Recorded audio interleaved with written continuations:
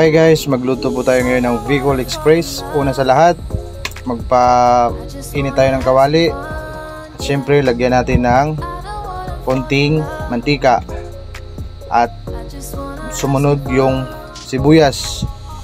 Haluin lang natin guys hanggang mapula-pula. At isunod natin yung bawang. Ganun din ang proseso. Haluin konti hanggang pumupula-pula. At pangatlo, isunod natin yung luya. Para guys, the best ang sarap. Tayon. Pagkatapos yung karne. Pagkatapos ng karne guys, isunod natin yung paminta. Dinagdagan ko siya ng maraming paminta guys. At hinalo ko konti. At yun, nilagay ko na yung asin konti lang.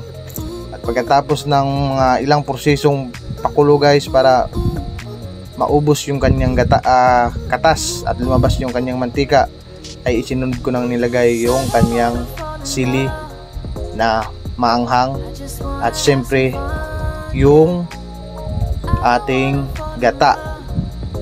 At yan guys, hinalo ko na siya ng hinalo hanggang sa lalambot pa ng malambot para masarap kainin.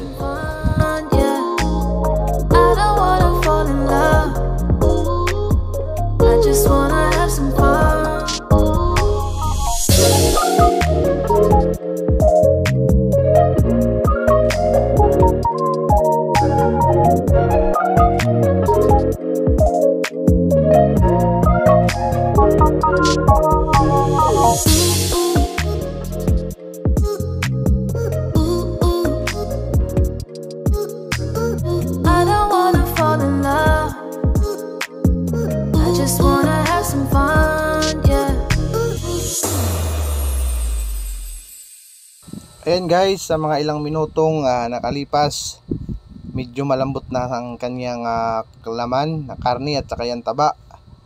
Tapos yung kanyang sabaw guys ay medyo maano na siya, malapot na malapot, kaya medyo okay na to guys. At papakulo na natin ng konti bago natin tirahin guys. Siyempre, prepare tayo ng mainit na kanin at malamig na tubig guys.